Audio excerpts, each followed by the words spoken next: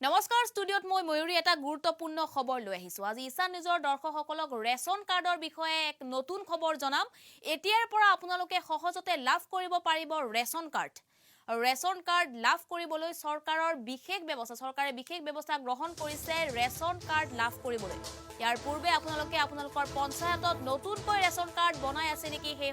সম্বন্ধে খবৰ কৰিব পাৰে ৰেচন কাৰ্ড লাভ কৰিবলৈ চৰকাৰৰ বিশেষ ব্যৱস্থা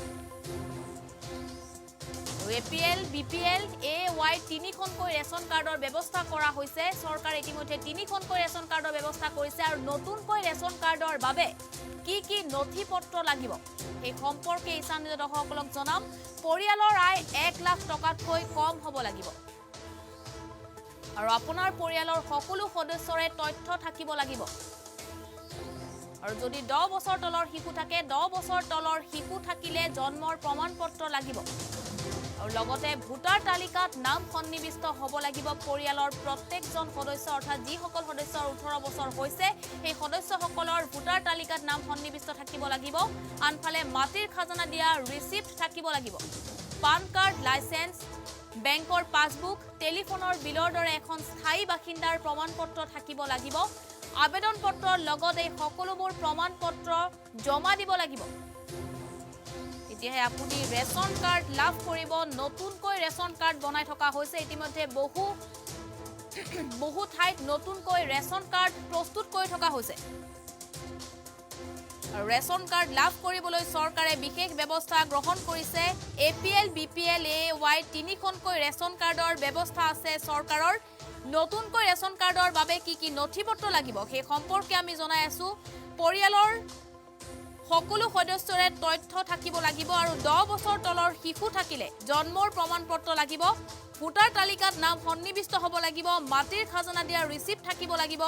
পান কাৰ্ড লাইসেন্স বেংকৰ পাছবুক বা টেলিফোনৰ বিলৰ দৰে স্থায়ী বাসিন্দাৰ প্ৰমাণপত্ৰ থাকিব লাগিব আবেদনৰ লগত এই সকলোবোৰ প্ৰমাণপত্ৰ জমা দিয়াৰ পাছত আপুনি নতুনকৈ ৰেচন কাৰ্ড লাভ কৰিব আৰু অধিক তথ্যৰ বাবে আমাৰ ডেস্কত উপস্থিত আছে সতীৰ্থ সাংবাদিক নেত্ৰজিৎ বৰা হয় নেত্ৰ যেহেতু ইতিমধ্যে নতুনকৈ ৰেচন কাৰ্ড প্ৰস্তুত কেনেকৈ কৰিব লাগিব আমি জনাইছো আপুনি সবিশেষ জনাওক কেনেকৈ আবেদন কৰিব লাগিব নতুনকৈ ৰেচন কাৰ্ড প্ৰস্তুতৰ ক্ষেত্ৰত নেত্ৰ হয় মই ক'ব লাগিব এটা গুৰুত্বপূৰ্ণ খবৰ যিসকলৰ ৰেচন কাৰ্ড নাই তেওঁলোকৰ বাবে এটা ভাল খবৰ ৰেচন কাৰ্ড আবেদন কৰিব পাৰে কিন্তু তাৰ আগতে আপোনালোকৰ গাঁৱৰ যিখিনি মুৰব্বী আছে গাঁওবুঢ়াই হওক বা পঞ্চায়ত প্ৰতিনিধি আছে তেওঁলোকৰ লগত যোগাযোগ কৰিব লাগিব যে আপোনালোকৰ গাঁৱত নতুনকৈ ৰেচন কাৰ্ড আচলতে প্ৰস্তুত কৰা হৈছে নে বা নতুনকৈ ৰেচন কাৰ্ড বনোৱাৰ ব্যৱস্থা ইতিমধ্যে প্ৰযোজ্য হৈছে কেনেকৈ কৰিব আমি এই মুহূৰ্তত সবিশেষ দেখুৱাব বিচাৰিছোঁ ৰেচন কাৰ্ড যদি আপুনি বনাবলৈ হয় নতুন এখন ৰেচন কাৰ্ড বনাবলৈ হ'লে আপুনি যাব লাগিব এই ৱেবছাইটটোত গভৰ্ণমেণ্ট অফ আছামৰ যিটো food and civil supplies consumer affairs যে ৱেবছাইট আছে তালৈ আপুনি যাব লাগিব তাত লিখা আছে এপ্লাই ফৰ ৰেচন কাৰ্ড আচলতে ৰেচন কাৰ্ড তিনিটা বিশেষ প্ৰকাৰ থাকে APL অৰ্থাৎ এবভ পভাৰ্টি লাইন আৰু BPL বিল' পভাৰ্টি লাইন আৰু এবভ পভাৰ্টি লাইন বিল' পভাৰ্টি লাইন আৰু অন্নদাতা যিটো অন্ন যোজনা আছিলে তাৰ বেনিফিচিয়াৰীসকলৰ বাবে তিনিখন আচলতে বিশেষ এই ৰেচন কাৰ্ডৰ ব্যৱস্থা থাকে আপুনি এতিয়া যদি ৰেচন কাৰ্ড কোনে আবেদন কৰিব পাৰিব চাওক ইয়াত লিখা আছে who can apply for a ration card under NFSA কোনে আচলতে ৰেচন কাৰ্ড এপ্লাই কৰিব পাৰে the person having no ration card যিসকল ব্যক্তিৰ ৰেচন কাৰ্ড নাই তেওঁলোকে ৰেচন কাৰ্ড আবেদন কৰিব পাৰে আৰু ৰেচন কাৰ্ড যদি আবেদন কৰিবলৈ হয় তেতিয়াহ'লে ঘৰৰ যি ইনকম থাকিব লাগিব এনুৱেল ইনকম অৰ্থাৎ বছৰৰ যি বাৰ্ষিক আয় 1 লাখ টকাৰ তলত কম হ'ব লাগিব এই স্পষ্ট ৰূপত লিখা আছে 1 লাখ টকাতকৈ কিন্তু কম হ'ব লাগিব তেওঁলোকে আবেদন কৰিব পাৰিব যিসকলৰ ৰেচন কাৰ্ড নাই তেওঁলোকে এই ৰেচন কাৰ্ড আবেদন কৰাৰ বিশেষ সুবিধা লাভ কৰিব তিনিখন ৰেচন কাৰ্ড থাকে তাৰ বাবে আপোনালোকে এই ৰেচন কাৰ্ডৰ যি এপ্লাই কৰিবলৈ হ'লে আপোনালোকে আবেদন কৰিবলৈ হ'লে এই বিশেষ ইয়াত লিখা আছে তিনিখনকৈ ৰেচন কাৰ্ড আছে তাত আপুনি আবেদন কৰিব পাৰে এখন বিশেষ ফৰ্ম থাকিব এই ফৰ্মখন হৈছে এনে ধৰণৰ এখন আমি দেখুৱাই আছোঁ family identity card ration card data entry form ইয়াত আপোনালোকে এই যিখন ফৰ্ম এই ফৰ্মখনৰ জৰিয়তে আপোনালোকে আবেদন কৰিব পাৰিব তাৰ কাৰণে কিন্তু আপোনালোকে পূৰ্বেই পঞ্চায়ত প্ৰতিনিধি হওক বা আপোনালোকৰ গাঁৱৰ যি গাঁওবুঢ়া আপোনালোকে যোগাযোগ কৰিব লাগিব আপোনালোকৰ তাৰ ৰেচন কাৰ্ড আচলতে প্ৰস্তুত কৰা হৈছে নে নাই ইয়াত আপুনি এখন ফটোগ্ৰাফ লাগিব পাছপোৰ্ট সাইজ ফটোগ্ৰাফ আৰু কাৰ্ড টাইপ আপুনি লিখিব লাগিব APL BPL AAY অৰ্থাৎ আমি জনালোঁ এবভ পভাৰ্টি লাইন বিলো পভাৰ্টি লাইন আৰু অন্নদাতা যি অন্ন যোজনা আছে আপুনি কোনটো টাইপত পৰে সেইটো তাত উল্লেখ কৰিব লাগিব যিহেতু আপোনাক প্ৰয়োজন হ'ব আপোনাৰ এনুৱেল ইনকাম অৰ্থাৎ বাৰ্ষিক আয় 1 লাখৰ তলত হ'ব লাগিব তেতিয়াহ'লে আপুনি আবেদন কৰিব পাৰিব এই তিনিটা প্ৰকাৰৰ কাৰ্ডৰ বাবে ইয়াত কাৰ্ডৰ টাইপটো আপুনি উল্লেখ কৰিব লাগিব কাৰ্ড নম্বৰ আপুনি দিব লাগিব আপোনাৰ head of the family name of head of the family আচলতে আপোনাৰ পৰিয়ালৰ মুৰব্বীৰ নাম আপোনাক ইয়াত লিখিব লাগিব আপোনাৰ মাৰ নাম লিখিব লাগিব দেউতাৰ নাম লিখিব লাগিব আপুনি যদি বিবাহ পক্ষত আবদ্ধ হৈছে তেতিয়াহ'লে তাৰ নাম আপুনি লিখিব তেওঁৰ নাম আপুনি লিখিব লাগিব আপোনাৰ ডেট অফ বাৰ্থ লিখিব লাগিব এজ জেণ্ডাৰ আৰু আপুনি nationality landline phone number mobile phone number এনেদৰে আপুনি এই যিখন ফৰ্ম আছে সেই ফৰ্মখন ফিল আপ কৰিব লাগিব প্ৰেজেণ্ট এড্ৰেছ দিব লাগিব আৰু আপুনি ইলেকশ্যন ডাটা আপুনি দিব লাগিব পাৰ্মানেণ্ট এড্ৰেছ এনেধৰণে আপোনাৰ বিভিন্ন ইয়াত যিখিনি আছে এই ফৰ্মখন আপুনি ফিল আপ কৰিব লাগিব আৰু এই ফৰ্মখন ফিল আপ কৰি ফিল আপ কৰাৰ পিছত ইয়াত যথেষ্ট ফৰ্মখন ফিল আপ কৰিবলগীয়া আছে for new family identity card ration card application ইত্যাদি যথেষ্টখিনি দিয়া আছে ইয়াত আপুনি এনেদৰে ফৰ্মটো ফিল আপ কৰিব লাগিব ইয়াত আপুনি চহী কৰিব লাগিব আৰু এইখনেই সেই হৈছে সেই বিশেষ ফৰ্মখন আৰু ইয়াত আপুনি পুনৰ এখন ফটোগ্ৰাফছ দিব লাগিব এনেধৰণেই আপুনি ৰেচন কাৰ্ডৰ কাৰণে এপ্লাই কৰিব পাৰে আৰু তাৰ কাৰণে আপুনি যাব লাগিব food civil supplies consumer affairs এই যিটো ৱেবছাইট আছে সেই ৱেবছাইটলৈ আপুনি যাব লাগিব আমি এই মুহূৰ্তত আপোনাক সেইটো জনাই আছোঁ আৰু কি ডকুমেণ্টছ লাগিব এইটো আটাইতকৈ গুৰুত্বপূৰ্ণ প্ৰসংগটোৱে হৈছে যে required documents for new ration card এখন যদি আপুনি বনাবলৈ হয় তেতিয়াহ'লে আপোনাক কি ডকুমেণ্টছৰ প্ৰয়োজন হ'ব কি নথি পত্ৰৰ প্ৰয়োজন হ'ব এটা আটাইতকৈ গুৰুত্বপূৰ্ণ আপুনি চাব লাগিব ডিটেইলছ পাৰ্টিকুলাৰ্ছ অফ ফেমিলি মেম্বাৰ্ছ আপোনালোকৰ পৰিয়ালৰ আপোনালোকৰ পৰিয়ালটোৰ ডিটেইলছ লাগিব অৰ্থাৎ পৰিয়ালটোৰ ডিটেইলছ আপোনালোকৰ যিটো পৰিয়াল আছে তাৰ সম্পূৰ্ণ তথ্য লাগিব আৰু কপিছ অফ বাৰ্থ চাৰ্টিফিকেট আপোনাৰ বাৰ্থ চাৰ্টিফিকেট আপোনাক প্ৰয়োজন হ'ব আপুনি বাৰ্থ চাৰ্টিফিকেটখন প্ৰয়োজন হ'ব কপিত ভোটাৰ লিষ্টৰ যিখন আপোনাৰ যিখন কাৰ্ড আছে ভোটাৰ কাৰ্ডৰ আপোনালোকৰ কপি প্ৰয়োজন হ'ব আৰু কপি অফ টেক্স পে আপোনাৰ বা আপুনি লেণ্ড ৰেভিনিউ পে ৰিচিপ্ট আপুনি যিখন খাজানা দিয়া ৰিচিপ্টখন প্ৰয়োজন হ'ব আৰু টেক্স পে আপুনি যদি টেক্স দিয়ে তেতিয়াহ'লে টেক্স প্ৰয়োজন হ'ব আৰু এনেধৰণৰ আপোনাৰ surrender certificate of ration card যদি চাৰেণ্ডাৰ চাৰ্টিফিকেট ৰেচন কাৰ্ড থাকে তেতিয়াহ'লে সেইখন প্ৰয়োজন হ'ব এড্ৰেছ প্ৰুফ আপোনাক লাগিব এড্ৰেছ প্ৰুফটো এনেকুৱা হ'ব পাৰে আপোনাৰ যদি পান কাৰ্ড আছে পান কাৰ্ড দিব পাৰিব ড্ৰাইভিং লাইচেঞ্চ থাকিলে দিব পাৰিব বেংক পাছবুক দিব পাৰিব আৰু যদি পোষ্ট অফিচৰ কিবা পাছবুক আছে সেয়াও আপোনাৰ কাৰণে প্ৰযোজ্য হ'ব আৰু মিউনিচিপালিটি যদি এৰিয়া আপুনি সৈতে হোল্ডিং ৰিচিপ্ট দিব পাৰিব ইলেক্ট্ৰিচিটি বিল টেলিফোন বিল ইত্যাদি অৰ্থাৎ এয়াই হৈছে এখন ৰেচন কাৰ্ড প্ৰস্তুত কৰিবৰ বাবে ৰেচন কাৰ্ড এখন যদি নতুনকৈ বনায় তাৰ বাবে আপোনাক ৰিকুৱাৰ্ড ডকুমেণ্টছ কি ডকুমেণ্টছ লাগিব আমি জনালোঁ আৰু এইখনেই হৈছে বিশেষ ফৰ্ম আৰু আপুনি এনেদৰে ৰেচন কাৰ্ডৰ বাবে নতুনকৈ আপুনি আবেদন কৰিব পাৰে আৰু এই মুহূৰ্তত আমি সেই গুৰুত্বপূৰ্ণ খবৰ জনাইছোঁ নেত্ৰজিৎ বৰা যদি কোনো ব্যক্তিৰ ৰেচন কাৰ্ডখন হেৰাই যায় তেতিয়াহ'লে কি কৰিব লাগিব ব্যক্তিজনে ময়ূৰী সেইটো নিশ্চিতভাৱে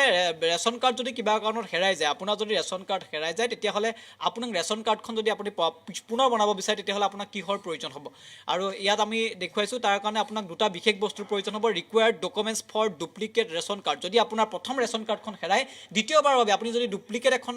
ৰেচন কাৰ্ড তৈয়াৰ কৰিব বিচাৰে তেতিয়াহ'লে আপোনাক প্ৰয়োজন হ'ব চেল্ফ ডিক্লেৰেশ্যন অৰ্থাৎ আপুনি নিজৰ স্বাক্ষৰ সম্বলিতভাৱে আপুনি লিখি দিব লাগিব যে আপোনাৰ ৰেচন কাৰ্ডখন হেৰাইছে সেইটো আটাইতকৈ গুৰুত্বপূৰ্ণ কথা দ্বিতীয় কথাটো হ'ল পুলিচ ৰিপৰ্ট অৰ্থাৎ আপুনি ওচৰৰ যদি থানা আছে থানাত আপুনি সেই ৰেচন কাৰ্ডখন যে হেৰাইছে তাৰ বাবে আপুনি থানাত জনাব লাগিব আৰু তাৰ পৰা পুলিচে এটা ৰিপৰ্ট দিব লাগিব যে সঁচাকৈ এই ব্যক্তিজনৰ ৰেচন কাৰ্ডখন হেৰাইছে অৰ্থাৎ ময়ূৰী ডুপ্লিকেট যদি ৰেচন কাৰ্ড তৈয়াৰ কৰিবলৈ হয় তেতিয়াহ'লে এই দুখন ডকুমেণ্টছৰ প্ৰয়োজন হ'ব আৰু এয়াই আটাইতকৈ ইম্পৰ্টেণ্ট এই ডুপ্লিকেট ৰেচন কাৰ্ড তৈয়াৰ কৰিব ময়ূৰী যদি পৃথককৈ ৰেচন কাৰ্ড বনাব বিচাৰে তেতিয়াহ'লে কি কৰিব লাগিব হয় ময়ূৰী এটা গুৰুত্বপূৰ্ণ প্ৰসংগ এইটো পৃথককৈ বহুতে ৰেচন কাৰ্ড বনাব বিচাৰে আপোনাক মই পুনৰ জনাইছোঁ যে food civil supplies and consumer affairs যিটো অসম চৰকাৰৰ যিটো ৱেবছাইট আছে আপোনালোকে তালৈ যাব পাৰিব ইয়াত সম্পূৰ্ণকৈ লিখা আছে আপোনালোকে যদি পৃথককৈ ৰেচন কাৰ্ড বনাব বিচাৰে তেতিয়াহ'লে আপোনাক কি প্ৰয়োজন হ'ব required documents for separate ration card অৰ্থাৎ আপুনি পৃথককৈ যদি আপুনি ৰেচন কাৰ্ড বনাব বিচাৰে তেতিয়াহ'লে আপোনাক প্ৰয়োজন হ'ব চাৰেণ্ডাৰ চাৰ্টিফিকেট আপোনাক প্ৰয়োজন হ'ব আপোনাক ৰেচন কাৰ্ডৰ অৰিজিনেল লাগিব আপোনাৰ যদি কোনোবা পৰিয়ালৰ কোনো আপোনাৰ পেৰেণ্টছৰ যদি ৰেচন কাৰ্ড থাকে তাৰ অৰিজিনেল কপিৰ প্ৰয়োজন হ'ব চেল্ফ ডিক্লেৰেশ্যন আপুনি নিজাববীয়াকৈ লিখি দিব লাগিব চাৰ্টিফিকেট ফ্ৰম ভিলেজ হেড গাঁও পঞ্চায়ত প্ৰেচিডেণ্ট ৱাৰ্ড কমিশ্যনাৰ অৰ্থাৎ আপোনাৰ গাঁওবুঢ়াৰ এখন চাৰ্টিফিকেট প্ৰয়োজন হ'ব অথবা আপোনাৰ গাঁও পঞ্চায়তৰ এখন চাৰ্টিফিকেট প্ৰয়োজন হ'ব অৰ্থাৎ আপোনাৰ ৱাৰ্ড যদি আছে ৱাৰ্ড কমিশ্যনাৰ এখন চাৰ্টিফিকেট প্ৰয়োজন হ'ব এয়া আপুনি জনাই চাৰ্টিফিকেট ফ্ৰম ভিলেজ হেড গাঁও পঞ্চায়ত প্ৰেচিডেণ্ট ৱাৰ্ড কমিশ্যনাৰ আৰু আমি জনাইছোঁ চেল্ফ ডিক্লেৰেশ্যন লাগিব চাৰেণ্ডাৰ চাৰ্টিফিকেট লাগিব আৰু আপোনাৰ যদি আপোনাৰ পৰিয়ালৰ মুৰব্বী কাৰোবাৰ যদি আগৰ পূৰ্বৰ ৰেচন কাৰ্ড আছে তাৰ অৰিজিনেল কপি লাগিব আৰু নো অবজেকশ্যন চাৰ্টিফিকেট বাই হেড ফেমিলি অৰ্থাৎ আপোনাৰ পৰিয়ালৰ কোনোবা এজন সদস্যই আপোনাৰ মুৰব্বীজনে এটেষ্ট কৰি দিব লাগিব যে নো অবজেকশ্যন চাৰ্টিফিকেট, কোনো ধৰণৰ অবজেকশ্যন থকা এখন চাৰ্টিফিকেট লিখি দিব লাগিব। প্ৰুফ ডেট অফ বাৰ্থ, অৰ্থাৎ ডেট অফ বাৰ্থৰ যিখন চাৰ্টিফিকেট, সেই চাৰ্টিফিকেটখন এনেকুৱা হ'ব এক্সপাৰ্ট চাৰ্টিফিকেট, অৰ্থাৎ ক্লাছ 10 আপুনি মেট্ৰিক উত্তীৰ্ণ চাৰ্টিফিকেটখন প্ৰয়োজন হ'ব, বা অন্য যদি আপোনাৰ কিবা বাৰ্থ চাৰ্টিফিকেট আছে তেতিয়াহ'লে সেইখন আপুনি দিব পাৰে। প্ৰুফ অফ ৰেচিডেঞ্চ, আৰু ৰেচিডেঞ্চৰ প্ৰুফ আপুনি যে সেই জেগাটোতে আছে সেই ৰেচিডেঞ্চ প্ৰুফৰ কাৰণে এটা প্ৰমাণপত্ৰ দিব লাগিব, আৰু ফটো আইডেণ্টিটি, আপোনাক ফটো দিব লাগিব, আৰু ইলেকশ্যন, অৰ্থাৎ আপুনি হয়তো voter card, PAN card, driving licence বা পাছপৰ্ট, এইকেইটাৰ ভিতৰত আপুনি কিবা এটা দিব পাৰে। আৰু এয়াই হৈছে required documents for separate ration card. আপুনি যদি পৃথককৈ ৰেচন কাৰ্ড বনাব বিচাৰে তেতিয়াহ'লে এইকেইটা ডকুমেণ্টছ আপোনাৰ প্ৰয়োজন হ'ব। আৰু আপুনি ফুড এণ্ড চিভিল ছাৰ্ভিচ যিটো এফেয়াৰ্ছ আছে অসম চৰকাৰৰ, তালৈ গৈ আপুনি ভালদৰে এইখিনি চাব পাৰিব, আৰু এইখিনি ডকুমেণ্টছে পৃথককৈ বনাবৰ কাৰণে প্ৰয়োজন হ'ব। ময়ূৰী, নেত্ৰজিৎ বৰা, আৰু কোনো যদি ৰেচন কাৰ্ড হিতাধিকাৰীয়ে পিছলৈ গৈ যদি ৰেচন কাৰ্ডখন নিবিচাৰে তেতিয়াহ'লে সেই প্ৰক্ৰিয়াটো কেনেধৰণৰ হ'ব? নিশ্চিতভাৱে ময়ূৰী, আচলতে আপুনি যদি তেওঁলোকে যদি কোনোবাই যদি ভাবে যে চাৰেণ্ডাৰ কৰিব বিচাৰে, তেওঁলোকৰ যদি ৰেচন কাৰ্ড আছে তেওঁলোকে যদি ল'ব পৰৱৰ্তী সময়ত নিবিচাৰে, তেতিয়াহ'লে তেওঁলোকে কি কৰিব লাগিব সেইটো এটা গুৰুত্বপূৰ্ণ খবৰ। তাৰ কাৰণে কিন্তু কেইবাখনো ডকুমেণ্টছ লাগিব। যদি ধৰক আপোনাৰ এখন ৰেচন কাৰ্ড আছে বা কোনোবা এজন ব্যক্তিৰ ৰেচন কাৰ্ড আছে, তেওঁ ৰেচন কাৰ্ডখন চাৰেণ্ডাৰ কৰিব বিচাৰে, অৰ্থাৎ তেওঁ ৰেচন কাৰ্ডখন পিছত পৰৱৰ্তী সময়ত ঘূৰাই দিব বিচাৰে, এনেধৰণৰ প্ৰচেছো আছে, কিন্তু এই ব্যৱস্থা ইয়াতো দিয়া হৈছে। তেতিয়াহ'লে কি ডকুমেণ্টছ লাগিব? অৰিজিনেল ৰেচন কাৰ্ডখন দিব লাগিব, লোকেল চাৰ্টিফিকেট লাগিব, অৰ্থাৎ election card, PAN card, driving licence সেইখিনি দিব লাগিব, proof of date of birth দিব লাগিব, surrender certificate original, certificate in original for inclusion if any, death certificate in case of death a member. যদি কোনোবা এজন ব্যক্তি ধৰক মৰি গ'ল তেতিয়াহ'লে তেওঁ ব্যক্তিজনৰ মৃত্যু হোৱাৰ পাছত তেওঁৰ ৰেচন কাৰ্ডখন যিহেতু এনেই থাকিব, গতিকে সেই ৰেচন কাৰ্ডখন যদি উভতাই দিবলৈ হয় তেতিয়াহ'লে কি ডকুমেণ্টছ প্ৰয়োজন হ'ব? তেতিয়া আমি জনাইছোঁ ডেথ চাৰ্টিফিকেট লাগিব, যদি কিবা কাৰণত ব্যক্তিজন ঢুকাই থাকে, বা অন্য ধৰণৰ হৈছে আপুনি অৰিজিনেল ৰেচন কাৰ্ডখন দিব লাগিব, লোকেল চাৰ্টিফিকেট এখন দিব লাগিব, আপোনাৰ পান কাৰ্ড, ড্ৰাইভিং লাইচেঞ্চ আপুনি দিব পাৰে, একে সময়তে proof of date of birth দিব লাগিব। এয়া হৈছে ৰিকুৱাৰ্ড ডকুমেণ্টছ ফৰ চাৰেণ্ডাৰ, যিখিনি চাৰেণ্ডাৰ কৰিব বিচাৰে কোনোবা ব্যক্তি যদি মৃত্যু হয় তাৰপিছত যি প্ৰচেছ থাকে সেয়া, তাৰ কাৰণে এইখিনি ডকুমেণ্টছ প্ৰয়োজন হ'ব। ময়ূৰী, হয়, নেত্ৰজিৎ বৰা, আৰু কোনো যদি ৰেচন কাৰ্ড হিতাধিকাৰীয়ে ৰেচন কাৰ্ডত যদি ঘৰৰ মুৰব্বীৰ নামটো সলনি কৰিব বিচাৰে তেতিয়াহ'লে কি নথি পত্ৰ লাগিব বা সেই প্ৰক্ৰিয়াটো কেনেধৰণৰ হ'ব? নিশ্চয় ময়ূৰী, ক'ব লাগিব এটা পৰিয়ালৰ মুৰব্বীৰ নামতে ৰেচন কাৰ্ডখন থাকে, কিন্তু সেই ৰেচন কাৰ্ডখন প্ৰয়োজন সাপেক্ষে সলাব পাৰে। সেই যিজন পৰিয়ালৰ মুৰব্বী থাকে সেই মুৰব্বীজনৰ নামটো সলাব পাৰে বা মুৰব্বীজনক সলাই দিব পাৰে। মুৰব্বীজনক যদি সলাই দিবলৈ হয় তেতিয়াহ'লে কি প্ৰয়োজন হ'ব? ইয়াত আমি দেখিছোঁ যে required documents for change of head of family, অৰ্থাৎ পৰিয়ালৰ মুৰব্বীজনক যদি সলাব বিচাৰে তেতিয়াহ'লে প্ৰয়োজন হ'ব অৰিজিনেল যিখন ৰেচন কাৰ্ড, অৰ্থাৎ যিখন অৰিজিনেল ৰেচন কাৰ্ড সেইখন প্ৰয়োজন হ'ব। ডেথ চাৰ্টিফিকেট, যদি কিবা কাৰণত হেড অফ দ্য ফেমিলি অৰ্থাৎ পৰিয়ালৰ মুৰব্বীজন যদি ঢুকাই থাকে তেতিয়াহ'লে তেওঁৰ ডেথ চাৰ্টিফিকেটখন প্ৰয়োজন হ'ব। আৰু ন' অবজেকশ্যন চাৰ্টিফিকেট, পৰিয়ালৰ যাতে কোনো সদস্য যাতে অবজেকশ্যন নাথাকিব তেনেধৰণৰ এখন চাৰ্টিফিকেটৰ প্ৰয়োজন হ'ব। ঠিক তেনেধৰণে required documents for change of head of family, অৰ্থাৎ পৰিয়ালৰ মুৰব্বী সলনি কৰিবলৈ হ'লে এইকেইটা ডকুমেণ্টছ খুবেই প্ৰয়োজন হ'ব। ময়ূৰী, আৰু এনেধৰণৰ বিশেষ নিৰ্দেশনা দিয়া হৈছে। আৰু আপোনাৰ ৰেচন পোৱা যায় যে সময় সাপেক্ষে যদি কোনো হিতাধিকাৰীয়ে ৰেচন কাৰ্ড হিতাধিকাৰীয়ে যদি নিজৰ ঠিকনা বা নিজৰ ঘৰৰ ঠিকনা যদি সলনি কৰিব বিচাৰে তেতিয়াহ'লে কি কৰিব লাগিব? নিশ্চয় ময়ূৰী, আচলতে কেইবাটাও দিয়া হৈছে ৰিকুৱাৰ্ড ডকুমেণ্টছ ফৰ চেঞ্জ এপিএছ অৰ ৰেচিডেণ্টেল এড্ৰেছ, অৰ্থাৎ আপুনি যদি আপোনাৰ ঘৰৰ এড্ৰেছ আপুনি সলাব বিচাৰে, কোনো ব্যক্তি দেখা যায় যে এখন ঠাইত যেতিয়া থাকে সেই ব্যক্তিজনে তাৰপিছত পৰৱৰ্তী সময়ত হয়তো তেওঁ অন্য ঠাইত যদি মাটি ক্ৰয় কৰে বা অন্য ঠাইত যদি ঘৰ ক্ৰয় কৰে তেতিয়াহ'লে তেওঁ তাৰ পৰা গুচি যায়, সেই ঠাইটুকুৰা তেওঁ এৰি থৈ গুচি যায়। অৰ্থাৎ তেনেধৰণৰ ব্যক্তি অসুবিধাত পৰা দেখা যায় যে তেওঁলোকে ৰেচন কাৰ্ডখন যিহেতু সেই যিটো তেওঁলোকৰ পুৰণি এড্ৰেছ আছিলে, পুৰণি এড্ৰেছত তেওঁলোকৰ ৰেচন কাৰ্ডখন থাকি যায়, তেতিয়াহ'লে তেওঁলোকে যদি এড্ৰেছটো সলাবলৈ হয় তেতিয়াহ'লে তেওঁলোকে কি কৰিব? তাৰ বাবে দুটা বস্তুৱে ময়ূৰী খুব প্ৰয়োজন। প্ৰথম কথাটো হ'ল অৰিজিনেল ৰেচন কাৰ্ড, আপোনাৰ অৰিজিনেল যিখন ৰেচন কাৰ্ড আছে সেই ৰেচন কাৰ্ডখন লাগিব। দ্বিতীয় কথা photo identity, election identity card, PAN, driving licence, passport, এইখিনিয়ে প্ৰয়োজন হ'ব। যদি ৰেচন কাৰ্ড থকা ব্যক্তিজনে তেওঁ যদি এড্ৰেছ সলাব বিচাৰে তেতিয়াহ'লে এই ডকুমেণ্টছখিনিৰ প্ৰয়োজন হ'ব। এই দুখন ডকুমেণ্টছে ময়ূৰী খুব প্ৰয়োজন। হয়, নেত্ৰজিৎ বৰা, আমাক অধিক তথ্য জনোৱাৰ বাবে আপোনাক ধন্যবাদ জ্ঞাপন কৰিছোঁ। আৰু ইছান নিজৰ দৰ্শকসকলক সেই জনাই আছোঁ গুৰুত্বপূৰ্ণ খবৰটো এতিয়াৰে পৰা আপুনি সহজতে লাভ কৰিব পাৰিব ৰেচন কাৰ্ড। আপোনালোকৰ পঞ্চায়তত গৈ আপোনালোকে খবৰ কৰিব পাৰে এনেধৰণৰ ৰেচন কাৰ্ড প্ৰস্তুত কৰা হৈছে নে নাই।